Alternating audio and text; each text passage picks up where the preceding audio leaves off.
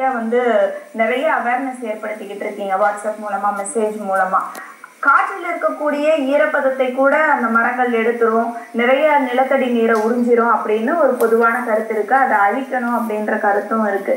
இதுல இருக்கக்கூடிய உங்களுடைய கருத்து என்ன? சுத்தமான மூட நம்பிக்கை, அப்புறமேட்டு பின்னாடி வந்து கார்பரேட் இஷ்யூ இருக்கு. நம்ம எப்படி சொல்றது, பின்னாடி ஒரு ஆர்கனைஸ் ட்ரெயின் நடந்துட்டு இருக்கு.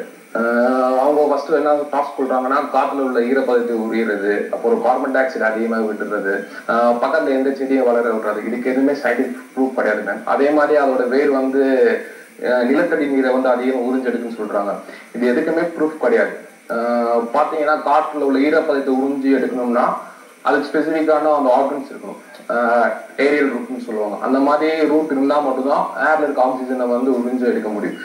கருவேல மரத்துக்கு அந்த மாதிரி வேறு எதுவுமே கிடையாது. அது வந்து ஆணி வேர் மட்டும்தான் இருக்கு. கீழே நிலத்துல தான் அது வளரும். பிளஸ் பார்த்தீங்கன்னா அதோட சயின்டிபிக் ரிசர்ச் படியே சொல்றேன், என்கிட்ட ப்ரூஃப் எல்லாமே இருக்கு. அந்த மரத்தோட டெப்த் பார்த்தீங்கன்னா பெனிட்ரேட் வந்து 20 மீட்டர் தான். 20 மீட்டர் மேலே அதனால வளர முடியாது. நம்ம சொல்ற நிலத்தடி நீர்லாம் பார்த்தீங்கன்னா எங்கேயோ இருக்கு. அதுக்கு கம்பேர் பண்றோம்னா வாய்ப்பே இல்லை மேம். முக்கியமான காரணம் வந்து நம்ம தான் சொல்லணும். நம்ம தான் எக்ஸ்பெக்ட் பண்ணிட்டே இருக்கோம்.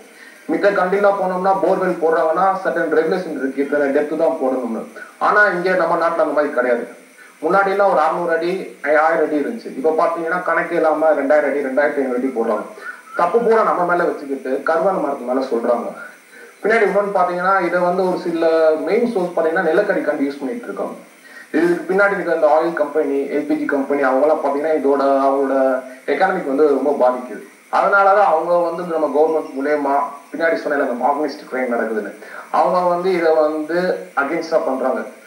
ஃபுல்லா இந்த மாதிரி வதந்தியை பரப்பிட்டோம்னா எல்லாருமே வந்துச்சு இதை வெட்டி எரிஞ்சிருவாங்க. அப்படின்றப்ப அவங்களுக்கு வந்து அவங்க சோர்ஸ் வந்து இது கிடைக்கும், அவங்களோட இன்கம் நிறைய கிடைக்கும். எதனாலன்னா அவங்க இப்போ உள்ள நிறைய ஹோட்டல்ஸ் எல்லாமே பார்த்தீங்கன்னா நிலக்கரியை யூஸ் பண்ணிட்டு இருக்காங்க.